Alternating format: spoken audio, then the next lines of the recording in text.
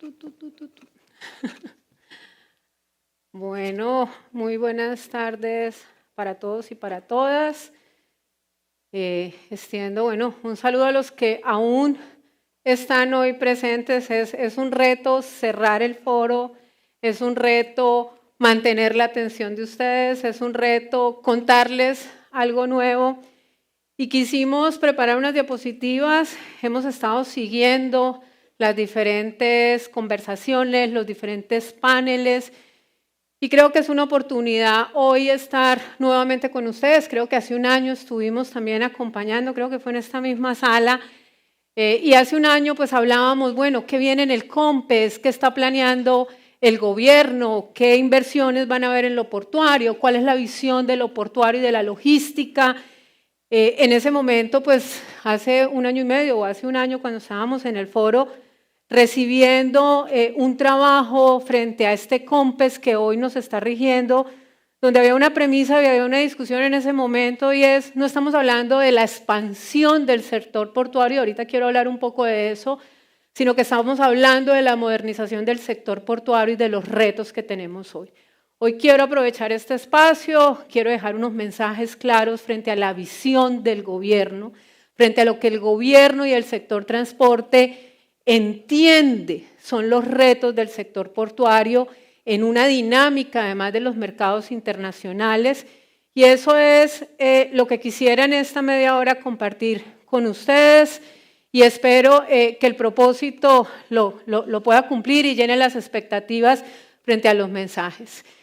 Yo quiero arrancar y voy a dar unas pequeñas cifras, quiero aprovechar este espacio, creo que es coyuntural, es un momento importante. Este gobierno lleva un año y medio ya andando, entendiendo, haciendo sus apuestas, su plan de desarrollo.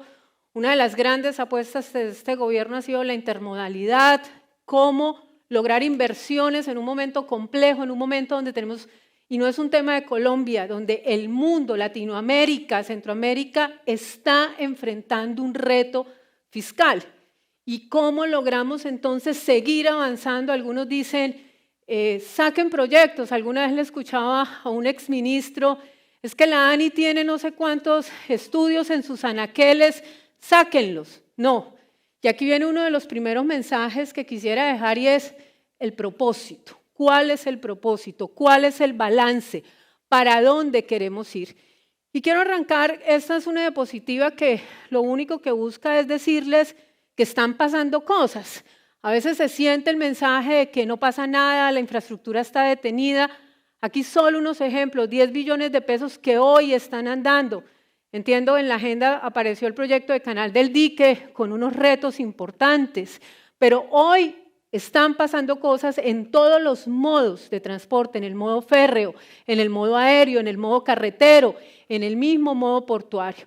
Y quise empezar con esta diapositiva para transmitir un mensaje de confianza. Hoy parte y quise estar aquí hoy acompañando el evento. Ahí tuvimos problemas de agenda, que si podía venir, que si no podía venir, y finalmente quisimos estar acompañando el cierre, porque uno de mis propósitos hoy es dejar un mensaje de confianza con cifras, con estadísticas, con números de lo que estamos haciendo e insisto, de esa visión.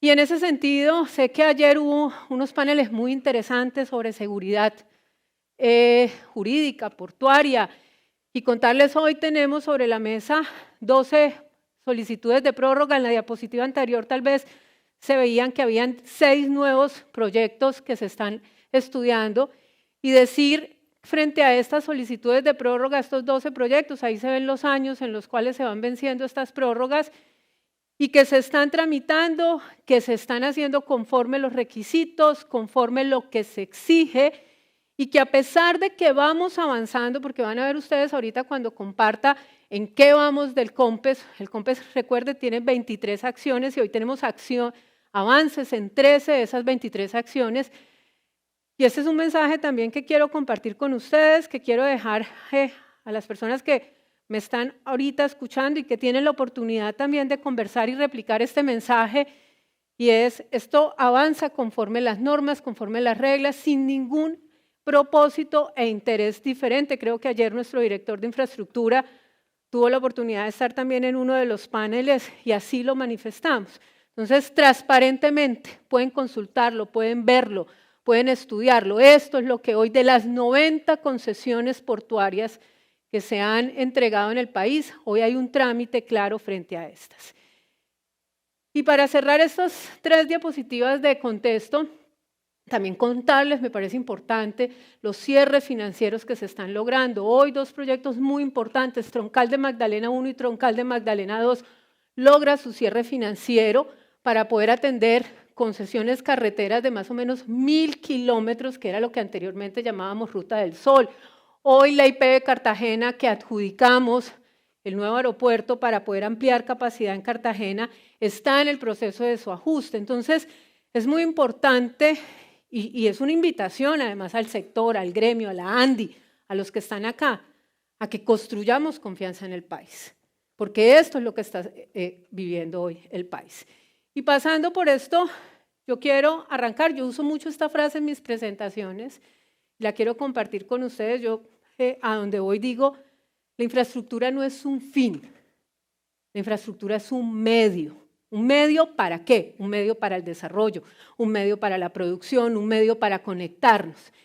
Y en esa lógica, y aquí pues están los típicos atributos, los que trabajamos en esto y nos hemos formado en esto, pues todo el tiempo estamos hablando de competitividad, todo el tiempo estamos hablando de productividad, estamos hablando de eficiencia. Ahora, bueno, ahora no, hace años, hablamos de sostenibilidad y hoy tenemos nuevos retos, la adaptación al cambio climático, la resiliencia, ahorita mencionaron algo de resiliencia, y un reto particular que tiene este gobierno, la convergencia regional. ¿Cómo lograr que el país mejore en condiciones macroeconómicas, pero además en condiciones económicas al interior del país? Y aquí yo quiero compartir con ustedes una reflexión y siempre que trabajo con mis equipos les digo, ¿tenemos claro el qué? ¿Tenemos claro el para qué? ¿Tenemos claro el por qué? ¿Tenemos claro con quién? ¿Cuándo? Porque yo creo que aquí es donde está y esto es lo que yo quiero compartir con ustedes. Si yo me voy y haciendo un ejercicio de todo lo que han hablado acá, ¿no? Entonces estamos hablando de tarifas, contraprestación, reconcesiones, confianza, seguridad jurídica, transición energética, estamos hablando de planes de inversiones, estamos hablando de, bueno, ¿qué está pasando con el sector portuario? ¿Cuáles son las señales del Estado para poder incentivar mayores inversiones? Y yo los quiero entonces enfrentar a esta gráfica. Esta gráfica, si ustedes la ven, esta es la capacidad de nuestros puertos. 410 millones de toneladas es la capacidad de nuestros puertos. Ahí ustedes ven cómo ha sido la inversión. Y ustedes ven en la gráfica de arriba, desde 1990, cuando entra el modelo de la ley primera, cuando llega todo este interés del sector privado en el sector portuario colombiano, cómo empieza una inversión acelerada, pero cómo podríamos decir tal vez que desde el año 2012, que iba en ascenso, también empieza a reducirse. Y mi entendimiento de esta curva es, pues esto tiene una razón. Y la razón es, pues hoy tenemos una capacidad instalada de 400 millones y el dato que tuvimos el año pasado fue una movilización de 176 millones de toneladas. Y yo creo que precisamente esta realidad fue lo que enfrentó a que este COMPES que estamos hoy, que es nuestra hoja de ruta, pues ya no hablara más de COMPES de expansión. Hasta este COMPES se habló de modernización. Y ya no estuvimos diciendo, es que vamos a expandir, es que vamos a expandir, porque esta es la realidad de las cifras. Hoy inversiones en el puerto de PCC, en Urabá, pues vuelven a levantar esa gráfica, pero esto, y los invito a que lo entendamos en contexto, y por eso es que es importante, insisto, en saber el qué. Quiero incentivar las inversiones. ¿Para qué? ¿Cuál es el propósito? Y visto como una visión de país, no visto exclusivamente como una visión de zona portuaria. Yo en días pasados tenía una conversación, creo que con Ricardo, que ya no está acá. Ricardo, y yo le decía, porque ¿cómo está la carga en nuestro país? 85% en la zona Caribe y 15% en el Pacífico. Yo tal vez le preguntaba a Ricardo, las inversiones que hoy se están haciendo en Urabá, ¿qué piensan de esa competencia? Que no vayamos a estar en un escenario donde nos estemos canibalizando entre todos.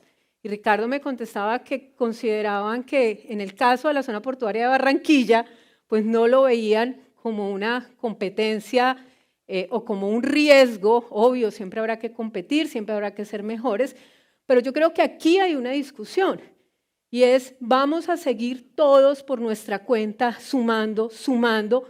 Hoy tenemos que parar 30 años, llevamos 30 años, y como país decirnos, bueno, ¿qué queremos? ¿Cuáles son los retos que hoy nos están enfrentando? Aquí hemos hablado del ascenso tecnológico, o sea, es increíble que hoy ya empiezan a aparecer embarcaciones, buques con otro tipo de tecnologías y que el mundo va a un ritmo que necesitamos nosotros estar a ese ritmo.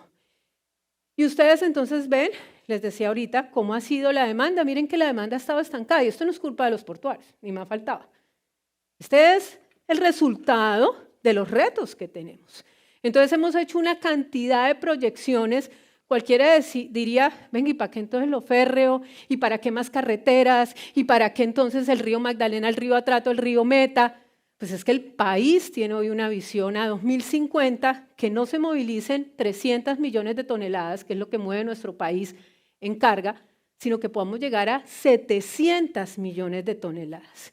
Y un escenario de crecimiento a ese ritmo es lo que justifica las inversiones que hoy se están haciendo y que se están proyectando. Y en esa línea, yo cuando conocí esta gráfica, esto es fuente de NP, me pareció súper interesante, porque uno se queda con ese número. No, es que el país tiene una capacidad de 400 millones, es que el Caribe representa el 85, el Pacífico representa el 15, y tenemos pues una relación demanda-oferta que llega más o menos al 50%.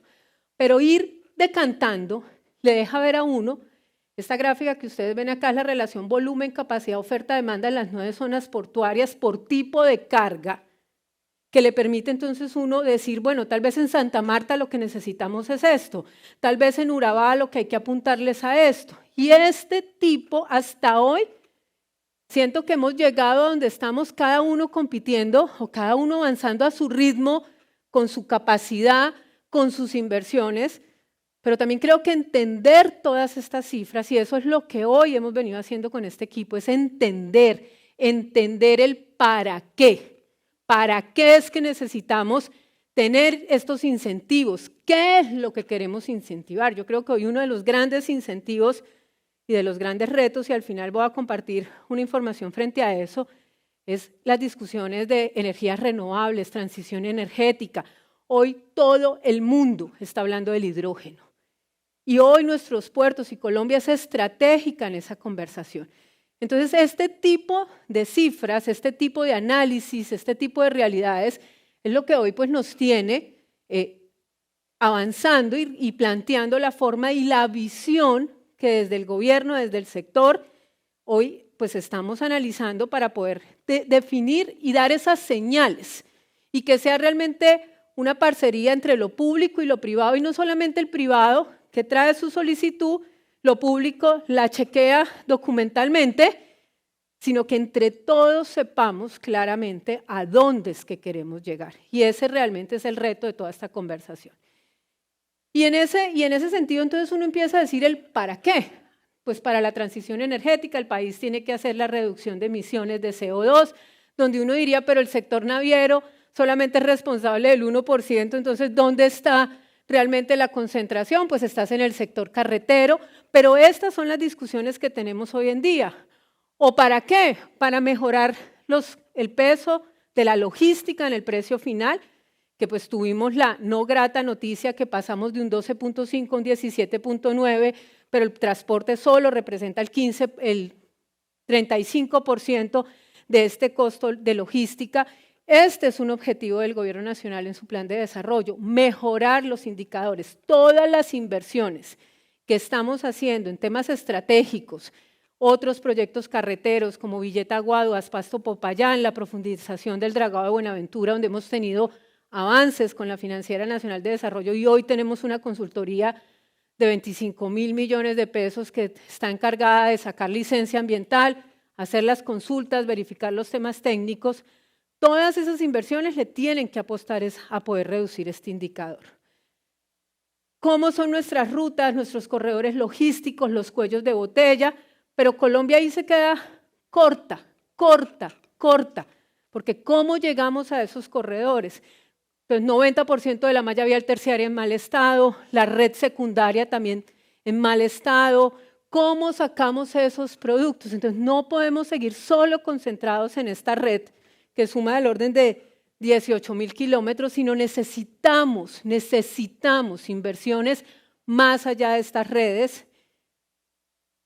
¿Qué queremos también hacer? Estas gráficas para mí han sido también interesantes y reveladoras. Esto es solo dos gráficas, la conexión del centro del país al Caribe y del corredor Bogotá-Buenaventura. Entonces, cuando uno empieza a atender, bueno, ¿dónde están las pérdidas? ¿Dónde es que tenemos que trabajar? Aparentemente, el problema ya no es tránsito. El tránsito solo representa el 15% en el caso de la ruta Bogotá-Puertos del Caribe, o peor aún, el 8% en la ruta Bogotá-Buenaventura. Estas gráficas muestran, entonces hay que trabajar en la facilitación del comercio, estas gráficas muestran hay que mejorar todos los procesos y procedimientos. Con estas informaciones es que hemos, insisto, planteado nuestra hoja de ruta. Queremos reducir entonces, mejorar la competitividad y los costos. Entonces, aquí por eso es que estamos trabajando temas férreos, temas fluviales. Este año esperamos abrir la concesión Dorada-Chiriguaná, una inversión de 3 billones de pesos para conectar el centro del país vía férrea con los puertos del Caribe. Y es una inversión real, un proyecto real, 521 kilómetros de red férrea que nos tienen que permitir esta mejoría.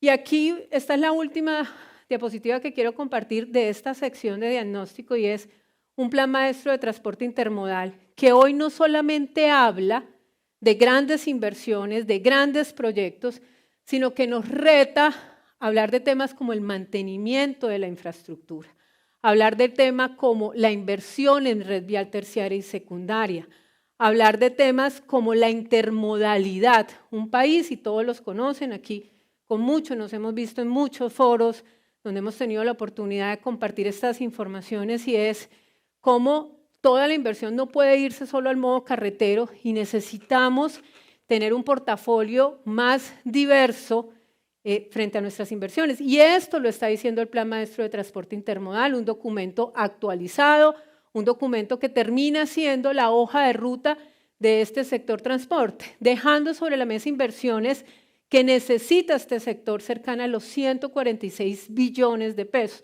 Solo para que tengan un dato, hoy las 4G, esos 5.000 kilómetros que se están terminando de construir en nuestro país, han significado una inversión, un compromiso del país en vigencias futuras de 60 billones de pesos. La 5G es una inversión en infraestructura de 10 billones de pesos. Solo en infraestructura ahí van 70 billones que se han adjudicado y que necesitamos 25 y 30 años para poderlos pagar. Los sistemas de transporte público es otra inversión cercana a los 120 billones de pesos en infraestructura. Y hoy lo que nos están diciendo es, y el país necesita otros 140 billones en los próximos años para lograr un balance, para mejorar la intermodalidad, para la productividad. Y esta, pues, ha sido la hoja de ruta en términos de transporte, de infraestructura, con todos esos atributos que hoy nos retan, intermodalidad, seguridad, eficiencia, y lo que hoy está este gobierno y este plan de desarrollo, y debo decir, esto no lo inventamos nosotros en el plan de desarrollo. Esto es plan maestro férreo, plan maestro fluvial, plan maestro de transporte intermodal, COMPES de cuarta generación. El COMPES de quinta generación ya es un COMPES intermodal, O sea, realmente esto es lo que la política de Estado y todos los países, hoy uno se sienta, yo tengo la responsabilidad de representar a Colombia en el Consenso de Brasilia, 12 países suramericanos, los 12 países hablando de la integración regional y todos están hablando de lo mismo. Todos están hablando de mejorar la conectividad fluvial, todos están hablando de lo férreo, todos están hablando de la intermodalidad, todos están enfrentando los mismos retos que es el espacio fiscal, todos están hablando del combustible y del ascenso tecnológico. Es la agenda de Sudamérica, pero además es la agenda real internacional. Y aquí entonces quisiera contarles ya con alguna precisión. Este es nuestro plan de desarrollo, estas son nuestras inversiones intermodales, cómo queremos enfocarnos en lo férreo, en lo fluvial, en lo portuario, en lo aeroportuario y en el modo carretero. Y si ustedes comparan esto con las gráficas de cómo ha sido históricamente la inversión, pues van a encontrar que se está intentando cambiar los porcentajes de cómo estamos invirtiendo en la infraestructura. Y en esa línea, aquí viene tal vez uno de nuestros principales retos, y es esa discusión frente al ascenso tecnológico, que no pasa solo por vehículos eléctricos para la movilidad urbana, que no pasa solo, si ustedes miran el cuadro de emisiones, el 10 o 11% es el sector aéreo. Entonces, uno diría, bueno, ¿cuáles entonces son nuestras prioridades? Aquí estamos hablando de un fondo de ascenso tecnológico, aquí estamos hablando de tecnología, de estándares ambientales, y en cada una de estas líneas estamos trabajando como gobierno. Ministerio de Transporte, Departamento Nacional de Planeación, las entidades del sector, los otros ministerios, ambiente, energía, porque esta es una de nuestras líneas y esto no es, y en el caso portuario, esto es una realidad y necesitamos estar a la velocidad de los cambios que esto está generando a nivel internacional, y ahí es donde frente a esta hoja de ruta, pues los invitamos también a que lo construyamos en conjunto. Esto no puede ser una discusión solo desde el gobierno, estudiando unas políticas, sino que tiene que ser una discusión entre lo público y lo privado. Y ahí creo que varios de ustedes con los que hemos tenido, desde que yo estoy en el cargo, desde hace año y medio, hemos abierto siempre las posibilidades, los diálogos, las discusiones, y es un ofrecimiento además para que en todos estos estudios, en todos estos análisis, que en el caso del sector portuario y de la misma logística son 2 COMPES los que nos están dando la hoja de ruta. En el caso de logística, un COMPES con 61 acciones. En el caso portuario, un COMPES que tiene un plan de acción de 23 acciones. Y lo que estamos haciendo es siguiendo la hoja de ruta que estos documentos de política pública nos han trazado, y que lo que queremos es invitar y seguir invitando al gremio para que demos estas conversaciones, estos análisis de manera conjunta, y así como hicimos con el COMPES portuario, que fue un trabajo de consenso, que fue un trabajo de discusión, que fue un trabajo donde nos sentamos con los diferentes actores a entender sus análisis, a entender sus cuestionamientos y llegar a una versión donde creo que logramos tener un consenso en muchos de los aspectos que nos estaban planteando. Y en esa línea, yo en otros espacios ya he tenido oportunidad de presentarles a ustedes esto, yo no me voy a detener acá, es decir, hoy son como los frentes de trabajo. Venimos hablando de mejorar los cuellos de botella, tanto en las carreteras como en los puertos. Venimos hablando de reglamentación de las infraestructuras de logística especializada. Esto es algo de lo que entiendo en esta conversación también de zonas francas y demás se ha hablado en este congreso.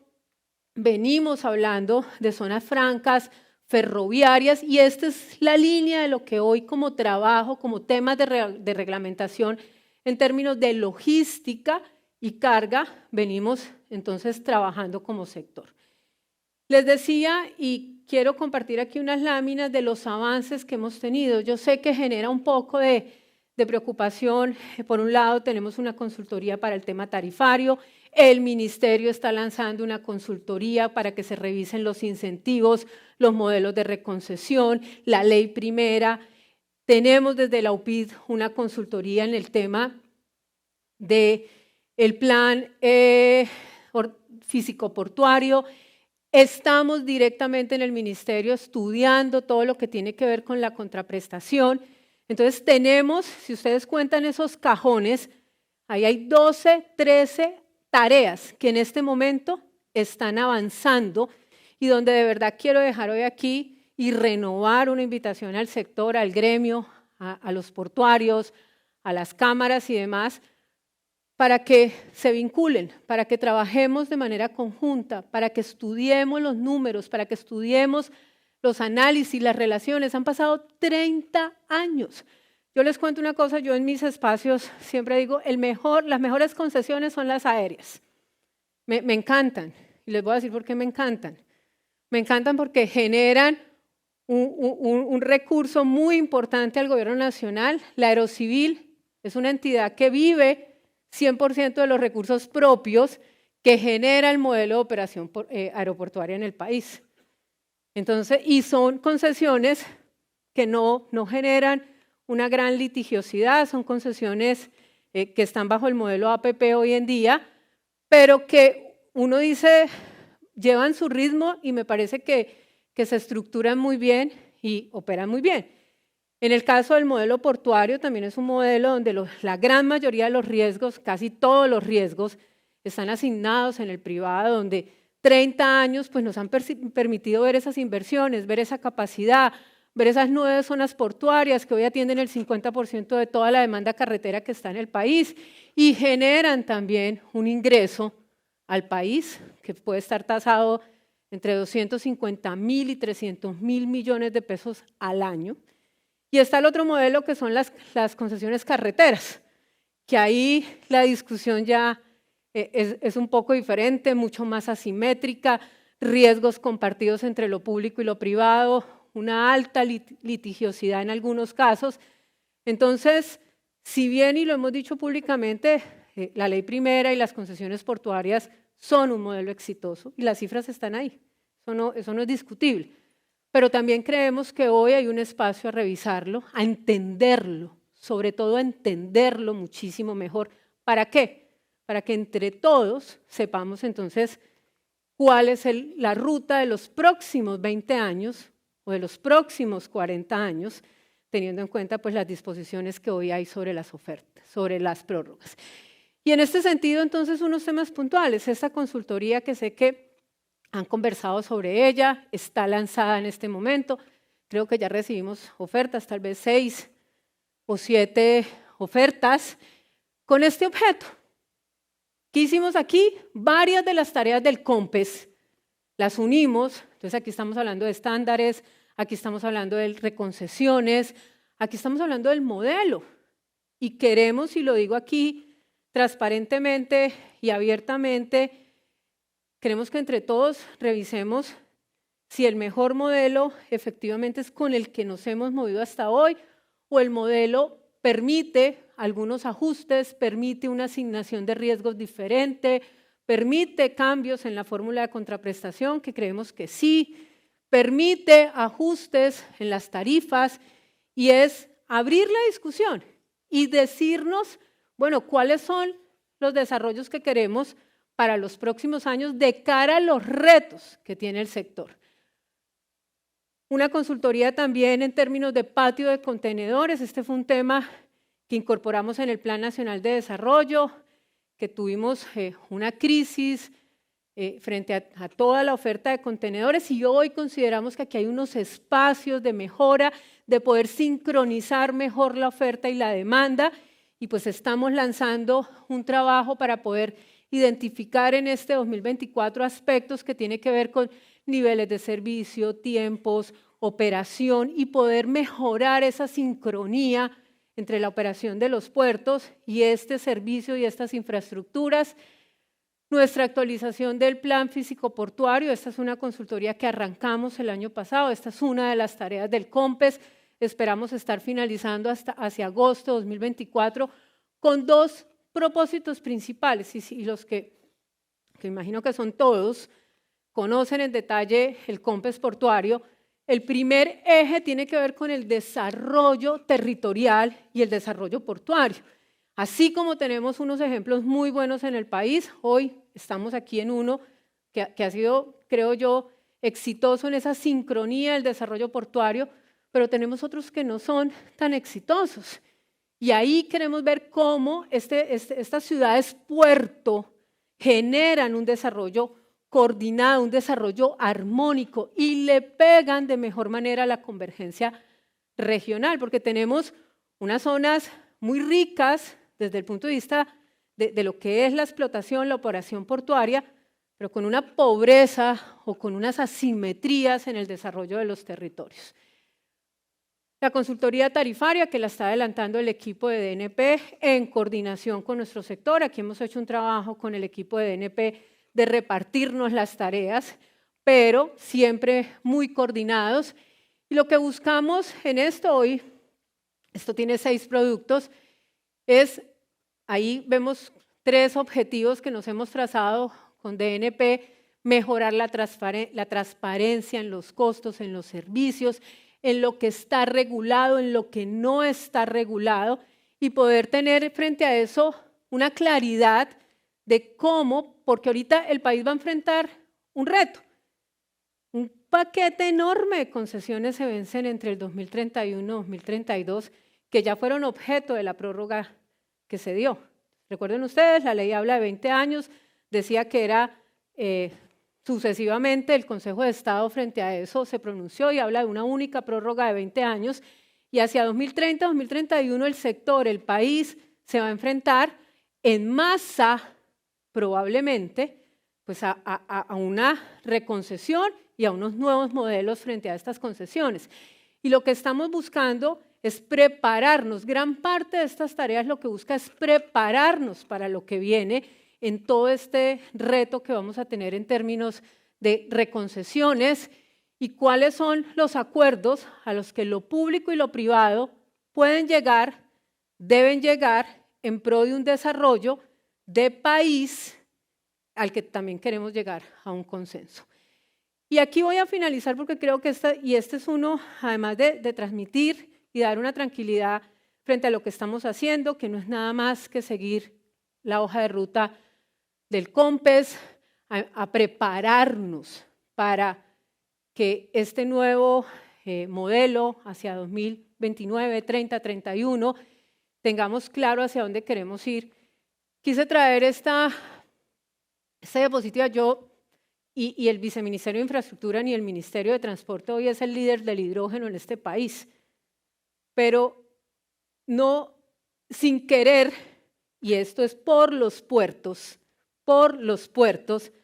hoy estamos en estas conversaciones a nivel país, a nivel latinoamericano y a nivel mundial. Aquí hoy estamos con Chile trabajando cómo nos vamos a asociar para hacer un frente suramericano y poder comercializar el hidrógeno en el marco del Consenso de Brasilia, que son los 12 países de Suramérica, en acuerdos con Alemania, quien es hoy uno de los grandes países, economías del mundo que está buscando socios estratégicos para poder promover esas inversiones. Y creo que ese es uno de los grandes retos, está en el COMPES. Uno de los ejes del COMPES tiene que ver con la sostenibilidad ambiental, estándares, medir la huella de carbono. Y algo muy importante, y 3 diapositivas con las que quiero cerrar, esta es una consultoría que está haciendo hoy DNP. Yo creo que vamos a abrir unos espacios ya para contarles, mire, estos son los resultados, estas son las conclusiones. Y es, ¿cuál es esa hoja de ruta para poder desarrollar el hidrógeno en nuestros puertos? Y yo creo que aquí es donde viene uno de los grandes retos, y esa respuesta al ¿para qué? Es para esto. Gran parte del reto que tenemos, y esto se nos vino.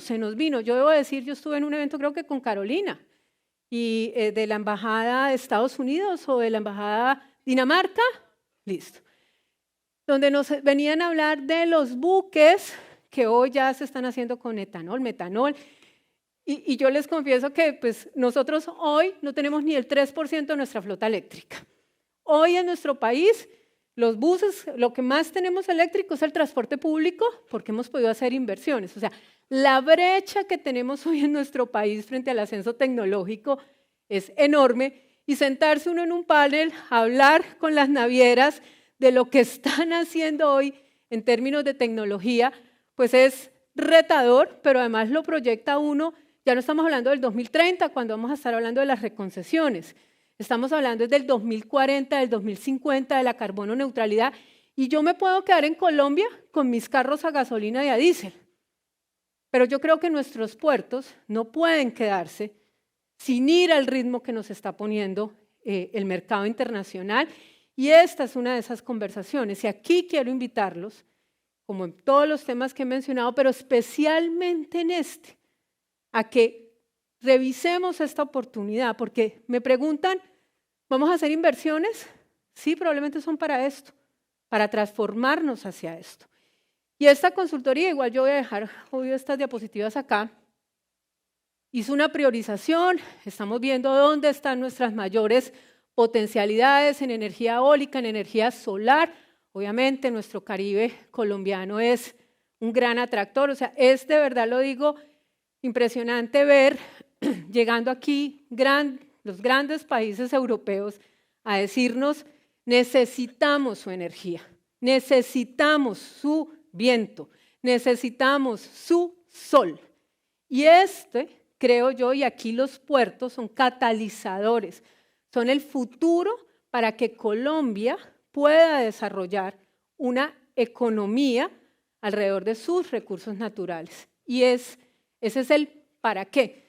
Si me dicen hoy, y esto no lo mencioné, pero en alguna diapositiva decía que con las inversiones que están hoy en los planes de inversiones vigentes, vamos a llegar a una capacidad de 463 millones de toneladas. Entonces aquí la primera tarea es, necesitamos un país que se mueva para copar esa capacidad.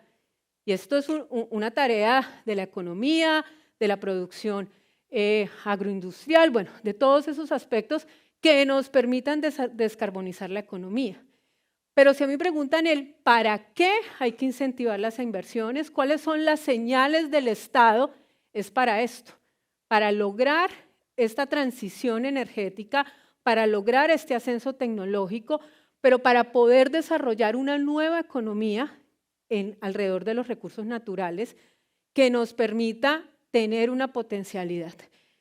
Creo que ya estas son, allá dicen que ya terminé, dos diapositivas adicionales de cuáles son las metas a 2030 frente a la producción, hidrógeno en vehículos, hidrogeneras, pero sobre todo la producción de hidrógeno que estamos viendo en el país. Yo conocí ya una iniciativa de un puerto en La Guajira con energía eólica, energía solar, con todo lo que se requiere pues, para poder hacer una producción, entiendo, de 6 gigabytes de producción de hidrógeno.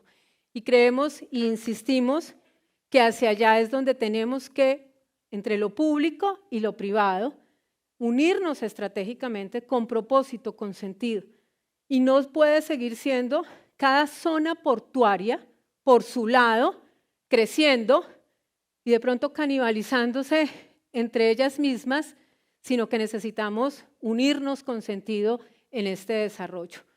Yo ahí dejo estas diapositivas, les agradezco a los que, a pesar de la hora, todavía están acá. Un gusto poder compartir con ustedes nuevamente, Carolina, con la Andy, y dejo abierta, y siempre ha sido así, la intención de trabajar de manera conjunta, de poder encontrar análisis, consensos, que nos marque pues, un camino común frente al desarrollo portuario, con todos los retos que tenemos, retos en temas de cambio climático. 7 de nuestras 9 zonas portuarias son vulnerables a los temas climáticos, con los retos sociales que tenemos, con los retos de operación y de productividad propia alrededor de nuestros puertos, los retos en seguridad, no solamente seguridad de nuestras carreteras, seguridad en nuestros puertos, temas de contrabando, temas de droga. Entonces realmente quise venir hoy a compartir con ustedes para traer este mensaje y para invitarlos a que sigamos trabajando de manera conjunta. Muchísimas gracias y espero pues que las conclusiones y todo lo que han hablado en estos días pues sirva para seguir impulsando el desarrollo de este sector portuario y de la logística de nuestro país. Muchísimas gracias. Muchas gracias, señora viceministra. Agradecemos entonces a todos por su asistencia y de esta manera damos por concluido el 7º Congreso Integrado de Logística, Zonas Francas y Puertos de la Andi. Nos vemos en una próxima oportunidad. Que vayan bien y sanos a sus hogares.